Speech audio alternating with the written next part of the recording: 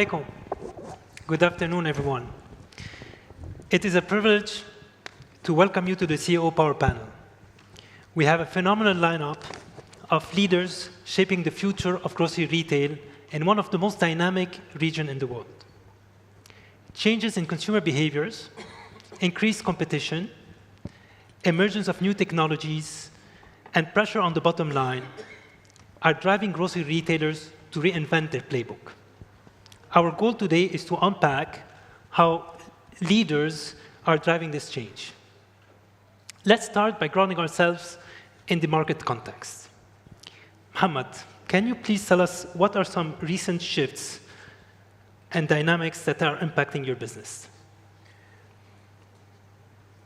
I would say the retail market in Dubai moves very fast, and the consumer behavior is as well changing. And I was joking the other day, and I said, if you blink too long in Dubai, then you're missing out on so many things. And that brings me to a different discussion on how the market is changing.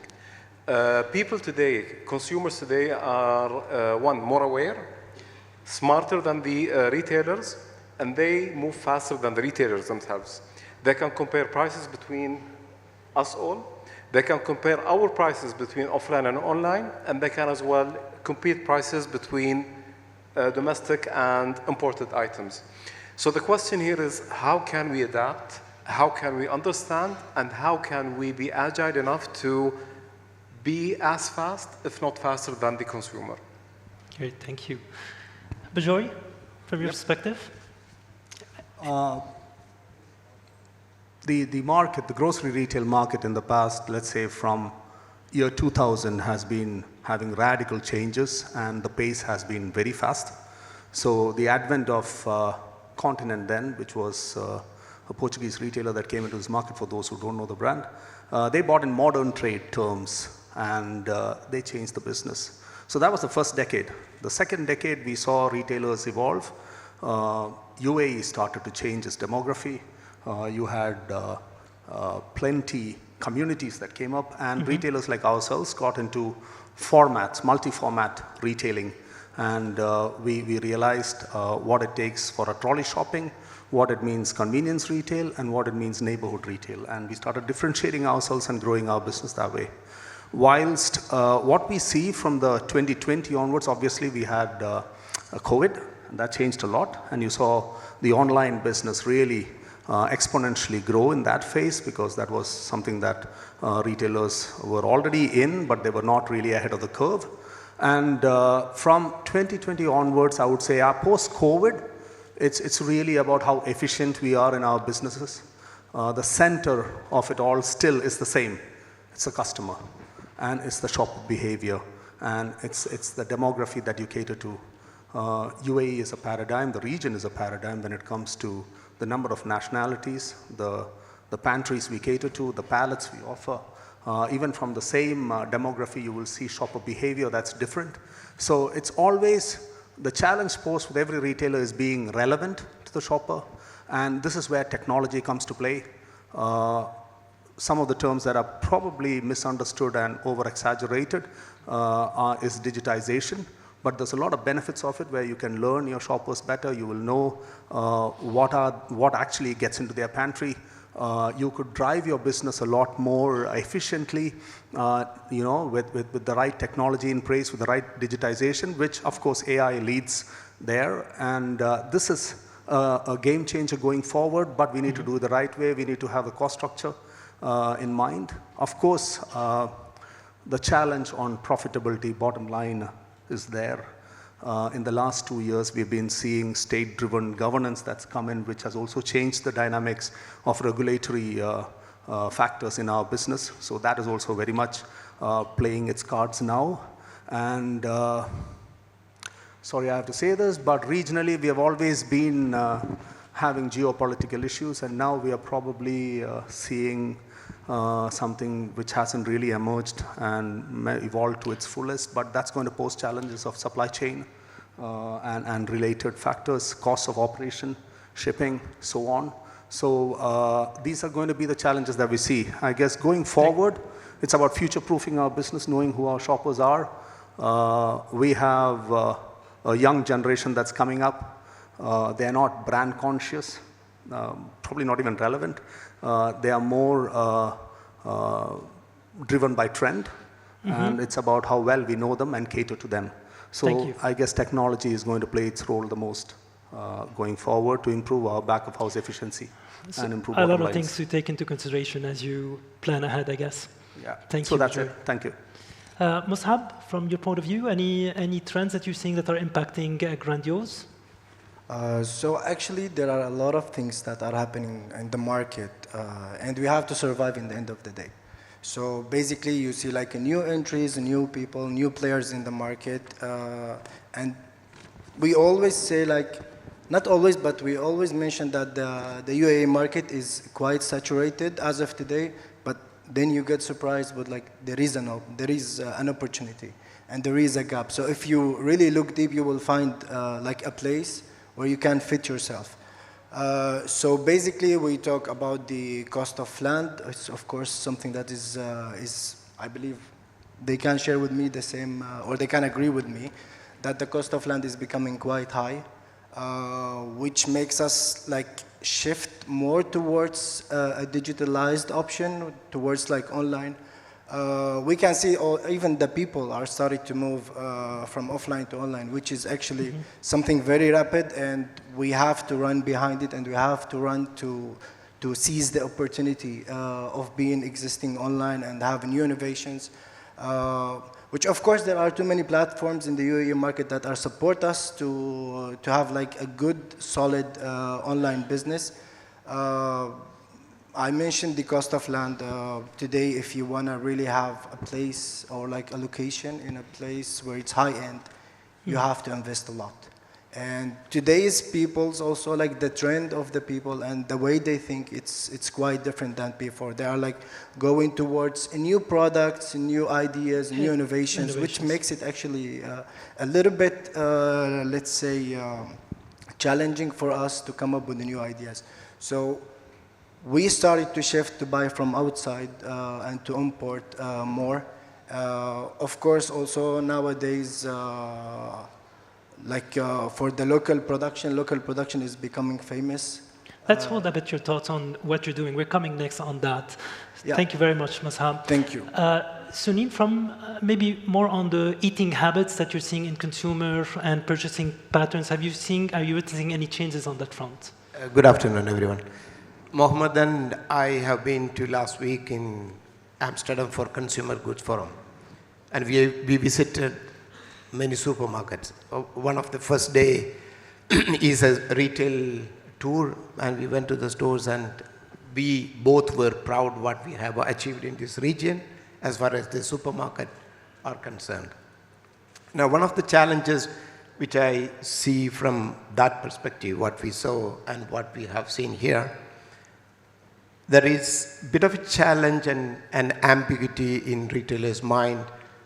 The digital, because of the digital transformation, e-commerce is taking higher, and whether they wanted to invest back into the brick and mortar or they wanted to invest on the digital side of the business.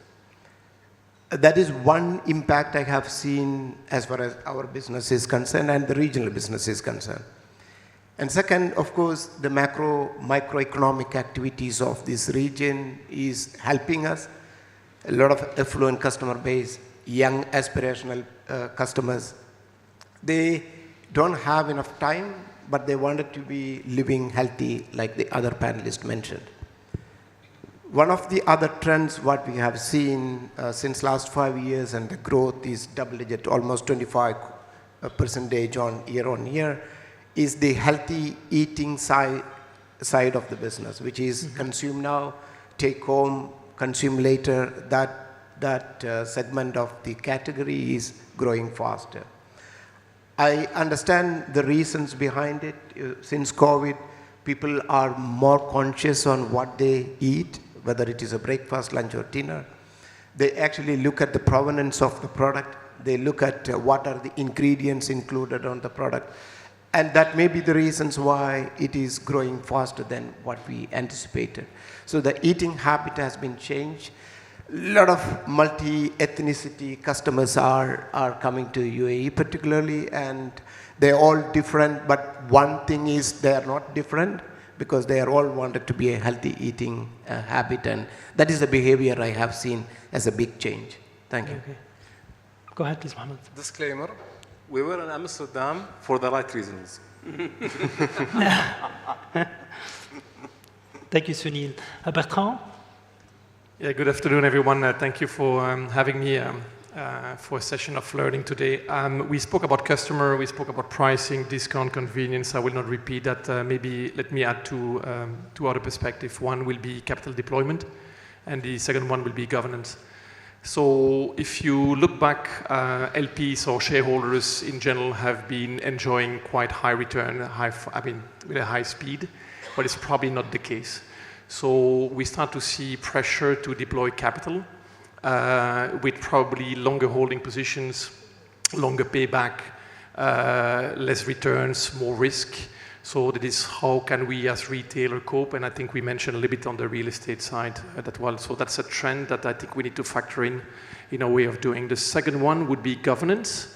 With the speed of adoption of technology, if we want to cope, with the consumer trends and the consumer behavior, how we need to reflect that change internally to match that speed. And of course, sometimes we have governance, we have frameworks we need to work with. Some of us, we are publicly traded. So I think the notion of speed difference is an important one to take into account. So that would be my 2 cents. Thank you, Bertrand. Majid, maybe from a KSA perspective, are you witnessing as well similar trends or something quite peculiar on the Saudi market? Good afternoon, everyone. Thank you for having us here today. Well said, actually, about capital deployment. We keep arguing this with the board, and we invented a list that says must to have, luxury to have, need to have, and they keep asking me, segregate. We need to do one thing at a time or 2-3 projects at a time. You put the list in front of you, and you see that everything is a must to have. We need to change. We need to move very fast. Then again, governance become a bottleneck. You need to explain to the entire company, to the entire group, to the entire chain of command, or you take the risk yourself. So the market is changing very fast, and sometimes you cannot actually explain this point to the decision makers. They need to trust the management, they need to trust the people on the ground, and they need to take fast decisions. Now let's think about fintech, for example. Now, buy now, pay later is a very important aspect of anything. Even grocery shopping, you won't believe that people are adapting the buy now, pay later, even if money is not the issue. But they just like to pay later. So it's a trend, it's something happening, and people would like to pay later. So how will you, as a grocery shop, say, you know what, we don't want to tap into the fintech, we don't want to tap into the buy now, pay later. Suppose you agreed, okay, fine, let's tap into buy now, pay later. Then comes the co-brand credit cards. Then comes the loyalty. Then comes the retention. You have to retain your customer. Then you have to have data analysts. You have to have tailored promotions, targeted promotions. So it keeps on spreading like a web. If you don't keep on moving, you will lose. And I also want to say about a phrase that the CEO of Nokia said. He said that we didn't do anything wrong, but I don't know how we lost. They lost the game because they did not change so fast.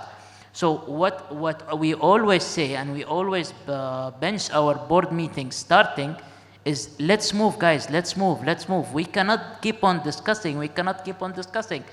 Again, you come and see, it's a huge capital intense business. And ROI could take 7, 8, 9 years to the payback period. So you need to keep on moving, you need to keep on fundraising, or you need to keep on deploying capital in the business.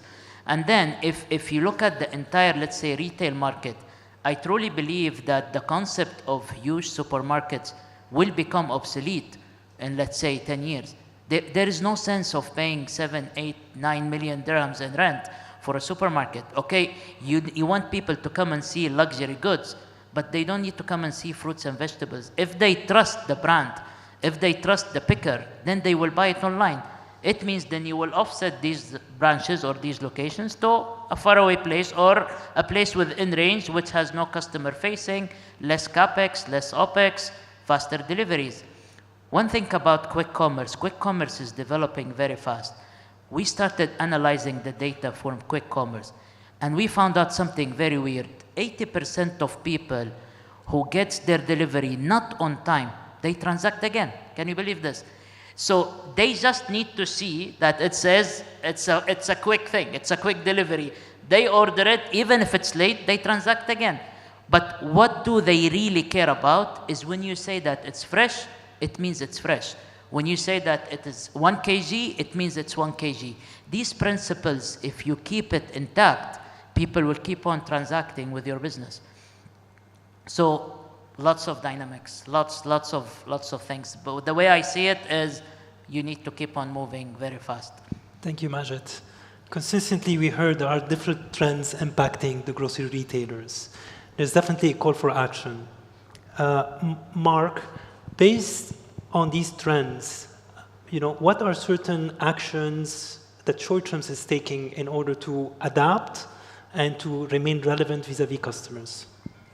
Thank you and good afternoon, everybody. It's always good to go last because now I just say I agree with everybody.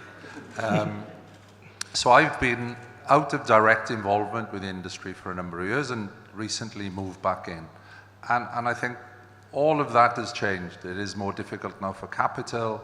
It's more difficult on the e-com. Things have to move faster. And we've done that. So we've got a dark store operation now, which happily is called Quicker.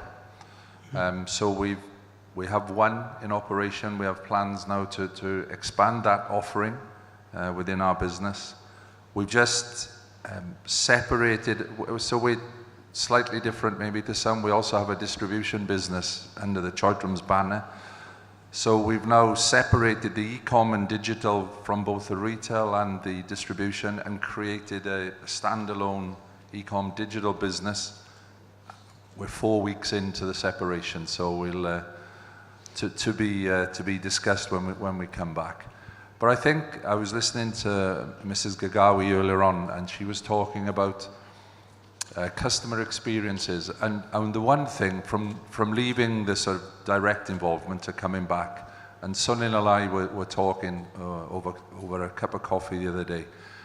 Some of it has remained the same. And what remains the same, I think, is we have an industry that will rely for a long time on its people.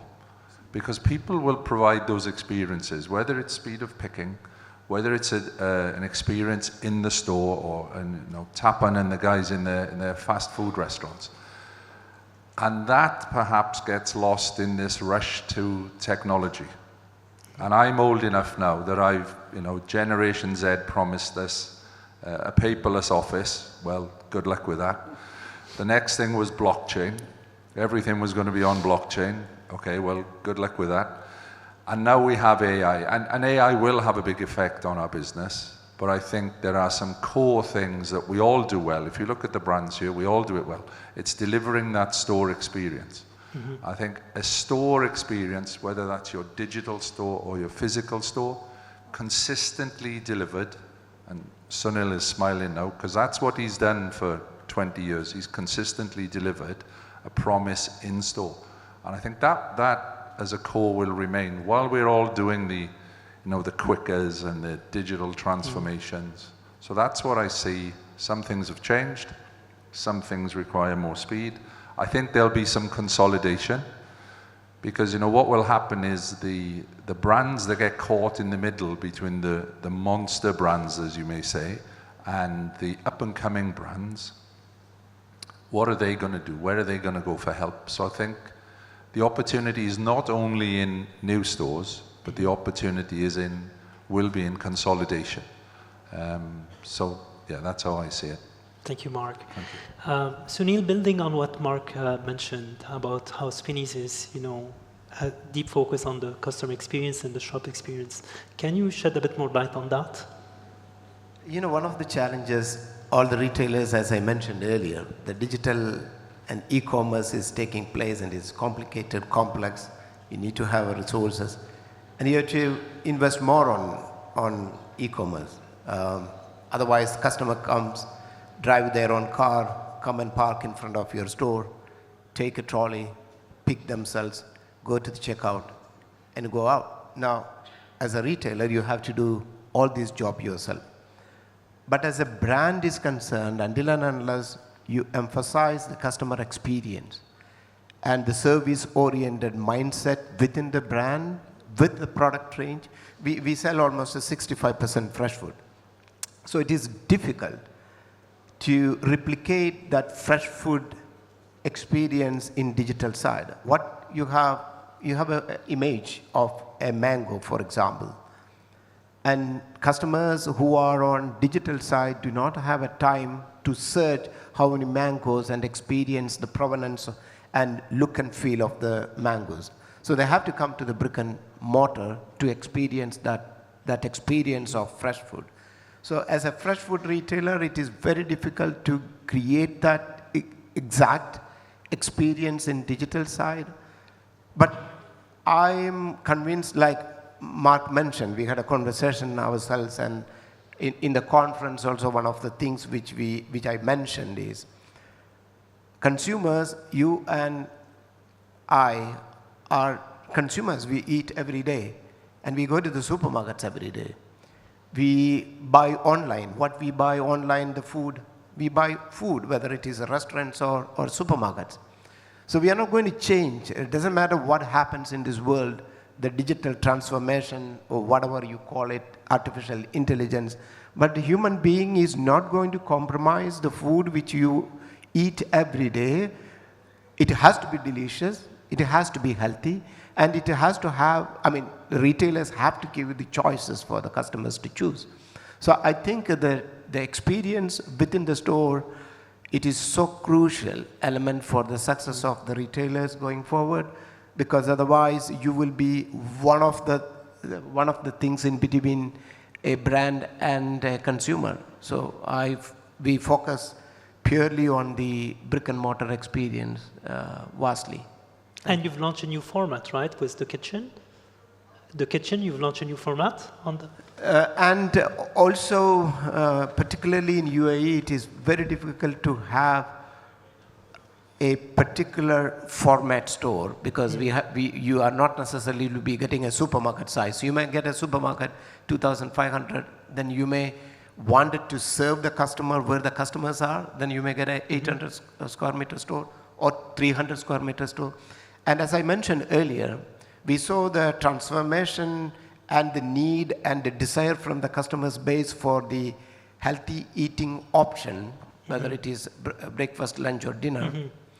And we saw the growth, and it is an opportunity. We identified the opportunity, and we carved out the food for now and food for later, or consume later, that concept, and we created a business entity, separate business unit. It is called Kitchen by Spinneys. So we opened 2 stores last year. We will be opening 3 more stores this year. And I think that we are helping and we are adding value to customers in that format. I think going forward, I see a big potential for that concept. Very exciting. Thank you, Sunil. Mohammed, under your leadership, Union Corp is undergoing a large transformation. Can you tell us a bit more about that? When we talk about transformation, we talk about change, and change is hard, but not changing is even harder. And today, with how consumers are moving so fast, we don't have the luxury to move slow. Change has to be fast, but with 3 major elements. It has to be cheap and low cost, it has to be better for the customer, and it has to be fast. If we don't do it, then we lose the customer, and there is no impact for that transformation. I do have 2 examples, but then I have another example which I didn't put it over here. But we recently adapted in our new store openings, Khawanij 2, Rukan, and the Shiba, the new store layout, and it was built from the customer, in the sense where we looked at the customer, what they want, and then we redesigned the whole planogram and the whole design, and even the lighting, so on and so forth, into having the new store layouts built based on what the customer is expecting from us. When it comes, to the organization, we're working with less hierarchy, faster decision making, and breaking the silos. Now, breaking the silos brings me to an example which I'm so proud of. When we were in Amsterdam, Spinneys and Sunil proudly were the only people on stage that represented the Middle East. And there is a moment where it took me as an aha moment, and I immediately texted the team. And if I may speak on your behalf, Sunil, he had a slide showing his fresh food in Spinneys. And he proudly stood, candidly said, if you go into any Spinneys store, this is what you will be looking at. Now the question is, it's not a machine. Mm-hmm. It's actually human beings putting those bananas, oranges, apples on the shelves. So breaking the silos and making that consistent habit of employees when it comes to assortment, and proudly standing on stage and saying, this is it and this is what you will be looking at our 80+ stores, that was an aha moment. And in my opinion, yes, your question was about Union Co-op, but sitting here as well, for the benefit of this forum, I think what they did in Spinneys, and that consistency is something that we should all be proud of.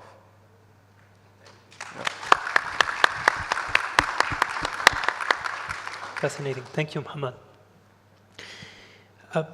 Bertrand, Mer Group was recently formed with the merger of 7 different brands, including Abu Dhabi Co-op, Al Ain, Al Dafra Co-op. Can you tell us more about how you're integrating all these brands and you're building one promise for the consumer?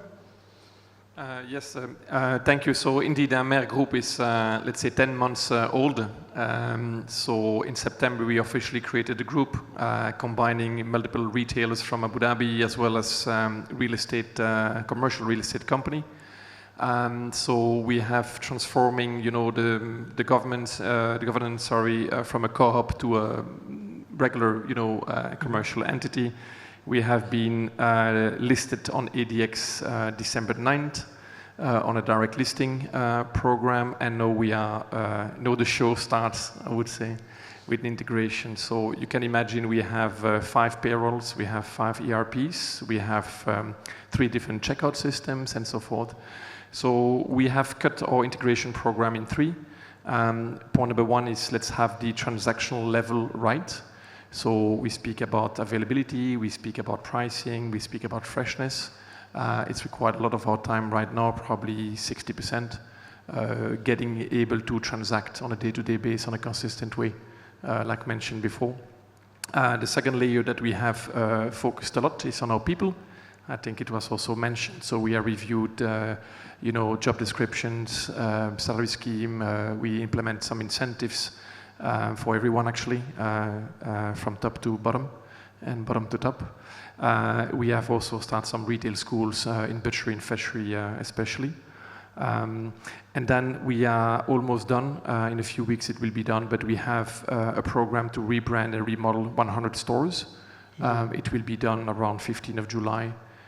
So today we launched fully Al Ain region. Dafra is right now, and Abu Dhabi will come in a few days. So we just at this stage we are setting up the base. I would say that is so critical for customer experience and consistency. So by any means, if we think that an acquisition or merger is easy, well, a merger with 4 or 5, that is a different planet. Yeah, you must have, your hands must be quite busy, your hands full. All right, maybe Majid, recently there was an announcement back in September from Ben Dawood about 1.5 billion investment into infrastructure. Can you tell us more about how is this, what's the objective of this investment, what impact you believe it will have on your business? So in the group, we have a very clear, let's say, segregation from customer-facing businesses and B2B part of the business. And one of the major B2B part of the business is our supply chain network. And this consists of automated fulfillment centers and our delivery fleet and our, let's say, delivery, whether it's to the store or whether it's to the customers. So recently with the surge that happened in sales, it's very difficult to operate from within the stores, even from a dark store concept. The investment, the 1.5 billion riyals, this was announced because the group, or we are going to open 1,500 convenience stores, which is a format of stores that has a smaller size than the big stores. Fulfilling those stores, yet along fulfilling our customers, cannot be done in a traditional warehouse.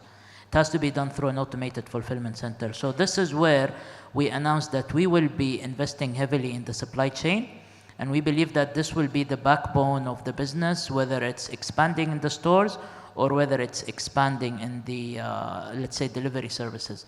So automated fulfillment centers is the goods to person system, where the picker stays put and the goods comes to them. And this is going to be done on a new, let's say, style, because we are delivering fresh food or ultra fresh items, which consist also of butcheries, fish, cheese, yogurt, and all these things. And these has a very unique way of storing and very unique way of dispatching. Along also that there are some regulations changes.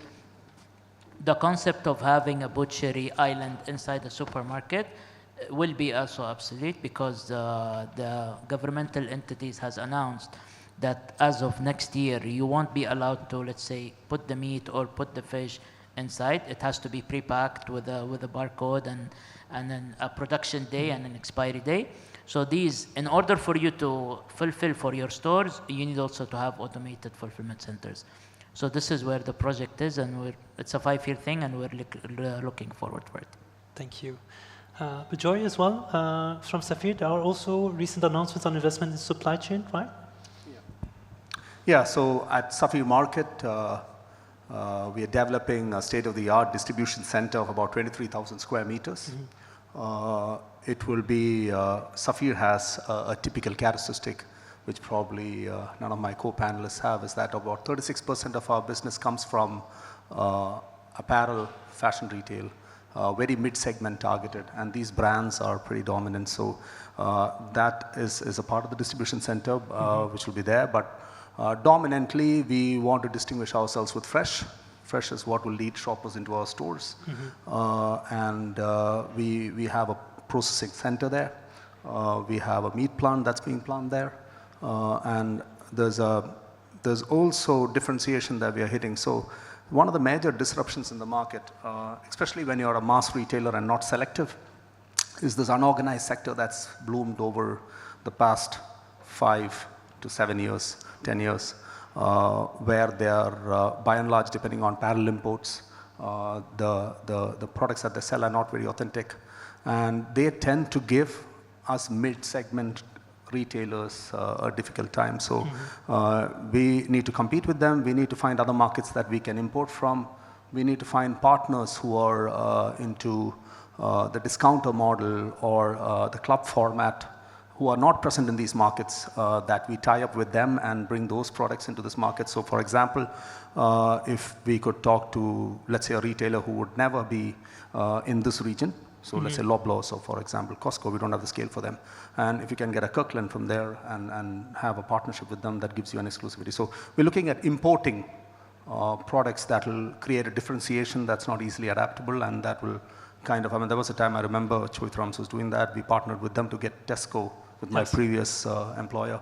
So our warehouse would, yes, there'll be a strategic differentiation that'll be brought about with fresh. We have a growth plan, and dominantly Dubai, Abu Dhabi, Al Ain. And these markets are pretty virgin for us. Abu Dhabi, we are there, we're present, but we've got about 11 stores in the pipeline. And also it's about, like we said, I guess it was more, it's about improving the current retail plate that we have, making it more relevant for the shoppers, making the experience seamless. and differentiating ourselves with fresh. That's an opportunity because at the moment it is not high in terms of ratio, but we've been seeing even with the minimal changes that we bring about. So Safir has, again, another differentiating factor is that we are located by and large in the upcountry markets of the UAE, and we have a semi-monopoly situation in some of these markets. And so whatever differentiation we bring, it's about bringing more of a choice, more of an offering to the shopper. This way we distinguish ourselves, and they don't take that extra 50-kilometer drive to shop elsewhere. So the distribution center that we have will dominantly be the center of the strategy in terms of, we want to keep the cost low. Right. We want to promote direct store deliveries. We want, but going forward, I see models changing. I see people like ourselves going and negotiating triple net. We will negotiate net deals with our suppliers. BDAs could be of the past. We will rely on it for some time because that's high on our margins, but going forward, triple net is where the market is going, and at that stage you will need a distribution center. It will be strong. So we are currently, you can call it a phase, 50% at the moment doing what we are doing, and this phase will focus on fresh and imports. That will help differentiate us, and then if we can increase our, our margins or our negotiation ratios with our suppliers, where we have centralized delivery, we will do that. But otherwise, depend continuously on direct store deliveries. Thank you, Bajoy. Thank you. Thank you. Musab, Grandiose is a relatively young brand compared to these other brands that we have here. How have you differentiated yourself? Okay, so actually we started in 2017, and as you already mentioned, it's a young brand. But we came for a reason. We found an opportunity in the market, we found the gap where we wanted to fill. Of course, with the new innovation, with the new ideas that we brought for Grandiose. So basically today, our focus is not only like a supermarket and the grocery shopping experience, but also we are focusing on F&B, which is a dining inside the supermarket. That's something, it exists, but when we talk about the scale that we did as a Grandiose, it's never there in the market anywhere. So basically our stores now, they consist almost of like 50% is the FMCG, and the other 50% is fresh plus F&B. So instead of just giving the customers a normal experience of a grocery shopping, we tried, and I can say like we have succeeded actually in bringing the F&B concept to the customer and the live food cooking. I know there are too many supermarkets or too many players in the market that they offer the food option inside the supermarket. But besides the grab and go, besides the eat in the store, we have the live cooking. So this is what really differentiated the Grandiose from the beginning. And of course, we were one of the first supermarkets to bring the sustainable solution of paper bags, where we have added the paper bags in the supermarket from the beginning. So as of today, the carry bags and the fruit and vegetable bags that are like fully paper, which had a big impact on our financials in the beginning because we used to give it for free because it was part of our sustainable mission, and it was part of our support to the market because we want to eliminate the idea of plastics. So we started to implement things even though we know that they are costly for us, but still we took this hit just to make sure that the customers and the people who walk by or who come to our stores, they are comfortable buying and they feel like there is a value from coming inside. So these are some of the things that really differentiate the Grandiose from the beginning. Thank you, Masam.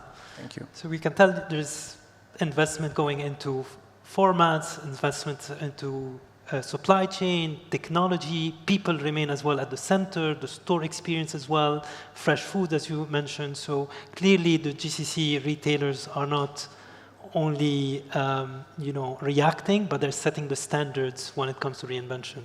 Thank you for that, gentlemen. Maybe if we can now open it up, I'll throw out a few quick prompts, and if you can please jump in, feel free to jump in, build on someone else's response, or as well, if you would like to disagree, please, if you could do so respectfully. Let's talk about AI. We haven't talked much about AI. Do you expect AI to significantly disrupt your business? Who would like? Yeah, Hamad. Okay. I firmly believe, Makram, that AI is made to solve real problems. Now, when it comes to Union Co-op, we have invested heavily in the past, almost, I would say, 14 months into building the infrastructure of data, dams, the whole 9 yards to get a proper AI applicable and functional within Union Co-op. In some cases, as an example, it's helping us when it comes to forecasting demand, reducing waste, and smarter prices and consumer behavior. Now, there are two good case studies. In April, we reintroduced and relaunched our newly Tamayaz loyalty program. And it took us almost 8 months to build the program. Mm-hmm. So we used to have it, it was an earn and burn, but the new Tamayaz program is purely based on AI. Now, two case studies within the loyalty program. One, it gives you a personalized offer. Mm-hmm. So it talks to you individually, it talks to you individually, it talks to you individually. So this is one case study. And the second case when it comes to the loyalty program is we've seen previously when we do some sort of campaigns on our loyalty program or loyalty in general, so we have more than 1 million registered members within the loyalty program. Our engagement is something between 8 to 9% when we do campaigns and promos. From April, it started to build up. As of this week, our latest report on the engagement has increased to 58%. The reason why is purely communicating individually to each customer. Mm-hmm. So there is no one-size-fits-all.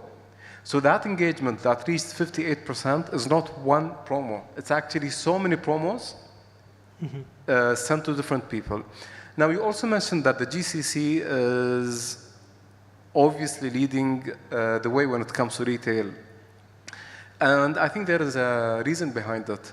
The GCC, and especially Dubai, if we had to look into Dubai, you have more than 200 nationalities.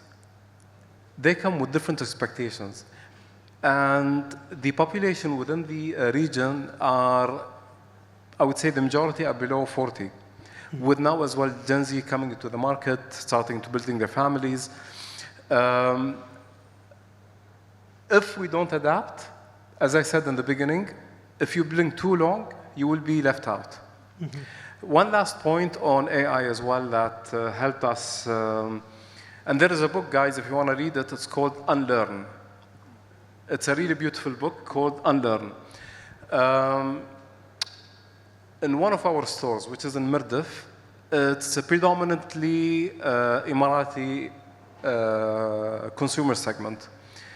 We said, let's start using, even though we came late, but I joined the business almost 1.5 years ago. We said, let's start using self-checkout. So we had two self-checkout counters. The penetration in the first 2 months were around 1.6 to 2%. It then grew to reach almost by end of 2024 to almost 6 to 8%. This week, when I saw the report, it actually contributes to 18% of the transactions going to self-checkout. So the question is, how can we adapt fast? Mm-hmm. And what we used to know, we should unlearn and start to learn new things. Mm-hmm. Learn how the customers, believe me, my daughter, or even my boy, they are way more advanced when it comes to maybe us sitting in this panel. Mm-hmm. Bajar, you're nodding. Yeah, I think you're sharing the same views. Yes, I share the same view as Mohammed said. For me, shoppers today want their shopping experience seamless and it's experiential. Yeah. So I'm with whatever Sunil said and the others said. Brick and mortar is here to stay, and the experience on Fresh is going to be detrimental. Something that's touched me in my recent discussions with aggregators is, I just had a discussion and I was told one amongst us do 16% of our transactions are e-commerce based, quick commerce or e-commerce based online. And if I look at what we are doing in the e-commerce space, it is still very punitive compared to what the brick and mortar does. Very. But that's a space that we have to be present because our shoppers need seamless and personalized service. And this is where AI comes into play or digitization comes into play. It's about enhancing shopper experience. It's not at all anywhere going to replace human and the human factor in our business. No way. It's about knowing the shopper trend, knowing their behavior, and really using the inferences to our advantage. Should we invest? I agree. ROI is sometimes not justified. I believe in pure play. I said this last time. And you appoint experts to handle your data. But having said that, loyalty program is the center of what your AI should actually, or your digitization should evolve and give you inferences that will drive your business. Our loyalty program, exactly how Mohammed was saying now, we have Safir Plus, which is a loyalty program. We have a bit of a privilege having categories that have slightly more margins than what the FMCG or the groceries have. And we are working on improving what we are giving back to the shopper. But it's not just that. It's about communicating with them. It's about the database. It's about knowing what they're actually shopping. So we were at 9% beginning of the year penetration of Safir Plus shoppers within our shopper base. Today we are at 62%. I'm not lying. I was shocked. 62% of our shoppers, and that's purely studying the data and driving engagements, and we have a team for this, and it's working very well. Absolutely. It's about personalizing. It's about knowing where, see, back in the days when people come to us, they will say, oh, you can wish them for birthday. No. See, digitization and AI is beyond what it's perceived.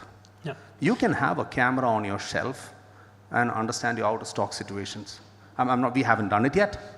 These technologies are expensive. How many of us really have digital price points in our stores? We put it on our fresh sections, but we don't bring it to the entire store. There's a fantastic advantage. I can play on a price mechanism that will really work if I have digital price points, yeah? But we cannot do that because the costs of doing these are the return on investment might not always so be now there. now you have digital media that's come in, and digital media can enhance your income. This is again when Sunil talks about 65% of his business in fresh, they're not really concerned about bottom lines to the extent we would be and the margins we operate on. But where we are, we would like to encash on whatever we have as our strengths, and then leverage it on technology and engage it on and invest it into digitization. So AI should be used as a tool to enhance the human aspect in our business. They have to go hand in hand. One cannot, Maybe if I may ask the other panelists, anyone a bit skeptical on AI or the adoption of AI? I'm the grey-haired one, so I'll do it. I'm not skeptical. It will come. But let's just take digital pricing. That's it. Oh, I can change all my prices. I can do this. I can do that. I don't have to print shelf edge labels. There's a big pushback now against digital pricing because people feel that putting drinks up, putting the coffee up at breakfast time, and putting the sandwiches up at lunchtime, and then putting the roast chicken up when people are on their way home from work is ripping consumers off. So there is a large pushback. So I think, will it come? Yes. Does it have to be moderated with that customer sense of, are we treating our customers reasonably and fairly? Yes. I think with things like loyalty, it's strange. When I left the business, I went into the loyalty business. So I spent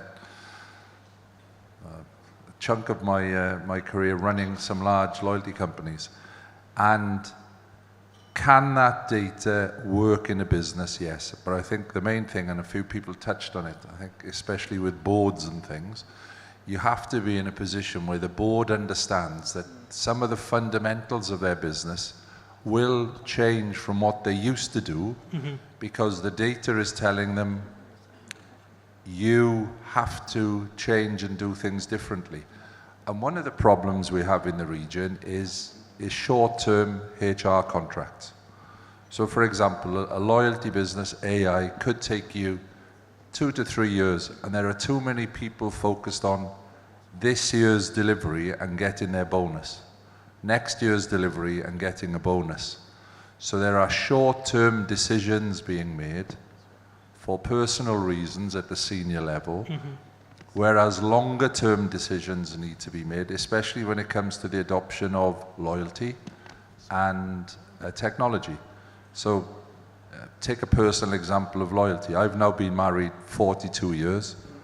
The first few years they're very exciting, but they're also very difficult. You've got to get to know each other. So it takes time for loyalty to develop. You know, often the C-suite managers are not given that time because they're hit by short-term aims. So there are structural reasons, and I know in the region, as an expat, sometimes you lose your job, you leave the country. So people are, you know, clinging onto a position sometime and making decisions they perhaps wouldn't make.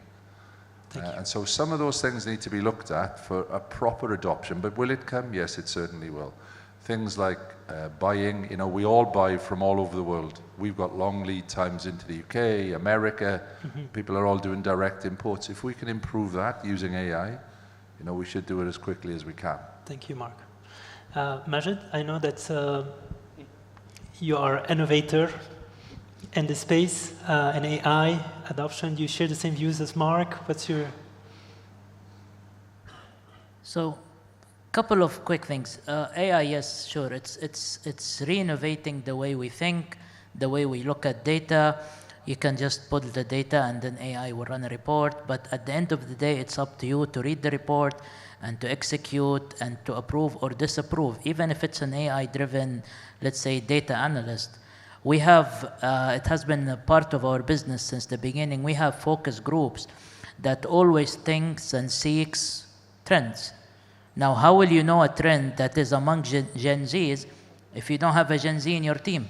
Now, you wouldn't hire a 12 or 13 years old to think together. So what I used to do before, I used to sit with my daughters and I used to tell me what's trending, what's trending. And then we came to a decision that we need to create like an R&D department, but it's full of Gen Zs and even Gen Alphas. You hear a lot of things. These things AI will not fetch. You may ask, you'll get the decision, but you will get the data, but whether you will act or not act, this is totally up to you. Keeping to the trend is very tiring. It's very time consuming, and you have to have, as you said also, a group of people that are incentivized for long term and that will keep on following trends and will keep on fetching new things. And the business should evolve around this. We put the customer as our central of everything. Everything comes from the customer, it goes to all departments. Even if you have a customer that is calling the call center of a complaint of, let's say, a cheese, this complaint has to go to operation and it has to go to the R&D and it has to be part of an agenda in a discussion. Let's see why, let's see what the customer is looking at. So these things, what will evolve business, because you know what, you need to always have the human touch in a business and a human touch in a brand. And when this is lost, I think there will be a disturbance, but somehow maybe people will adapt. It's getting more and more used, even internally, especially in the supply chain, especially in demand planning. It's by far way easier than what we used to do in demand planning, especially. But again, humans should always be the center of everything. Thank you.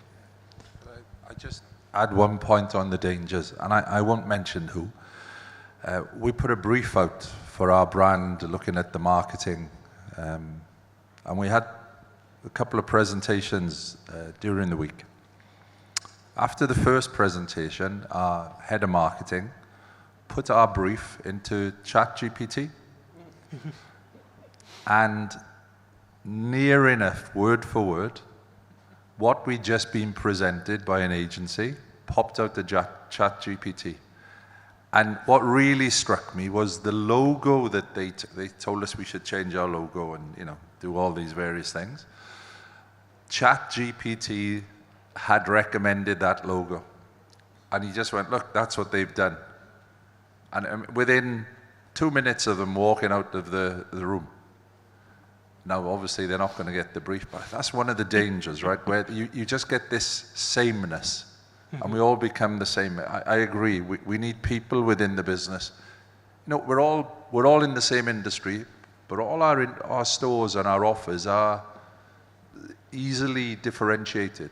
And I think, yeah, that sameness is a concern we should all keep an eye on.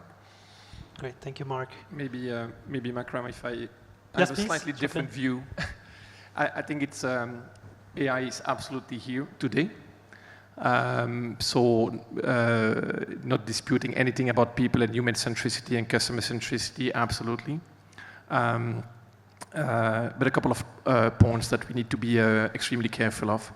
So first of all, I see mostly AI as a superpower for human beings. And it's a tool, therefore, and you need to train on that tool like we have been trained on any other tool, by the way. Investing, in your people is also, investing in AI is also investing in your people.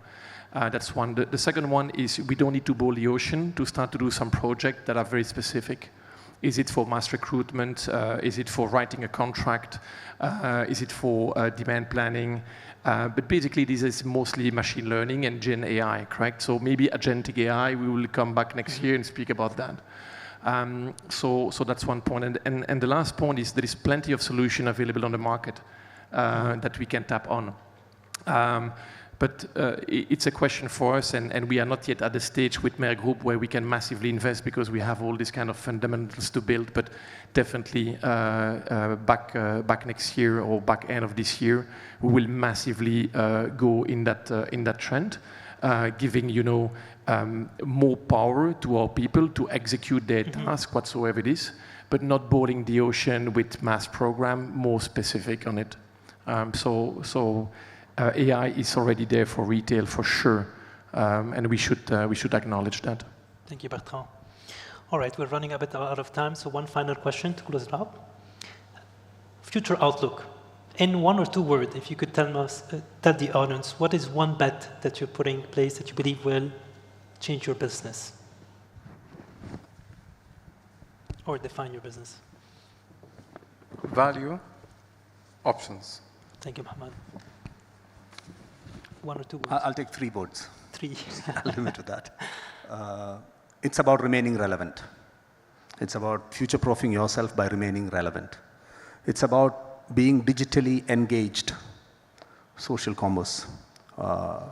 It's moving on. So future-proofing your business for the future is about digitally engaging with our shoppers and physically accessible and present. Being relevant to the community that you service. Each one of us, how deep we can get into every single household of the demography that we can cater to, knowing their pantry. This is future-proofing us. Thank you. Going forward is that. That's a little bit more than 3 words, but Roy. We're negotiators. Musab. I would say innovation and customer satisfaction. All right. Sunil? I think human element of the business, everybody agrees that it is not going to go away from supermarket businesses. And the collective information and collective intelligence of the shop floor also is not going to change. So these are the 2 fundamental things of supermarket. As long as you sell product to consumers, it is not going to come having a brick and mortar. And the other thing always is you don't know what customers are expecting next year and after 2 years or 3 years. And the retailer's challenge will be if we don't see that 3 years and 5 years what customers may expect from us, and if we are not creating that view for the future, as Mark mentioned, if it is a short-term result-oriented businesses, I think it may suffer going forward. Thank you. Thank you, Sunil. Bertrand? So if we take the position that we need to not to build to last, but to build to be agile and to move, then my only bet will be people. 100% talent, capabilities.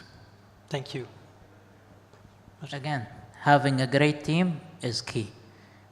A team that feels that they belong to the organization, that this is their place, that they're going to scale up in it, that they have a career path. Having a great team will definitely take you a long way. Thank you. Mark? Okay, I was trying to summarize it. I would say digitally enriched, consistent and skilled customer service. Fascinating. A bit of different views. Thank you very much, everyone. Do we have time for some questions from the audience? Can we take one or two? No, no time. Apologies. Thank you. Thank you very much, everyone.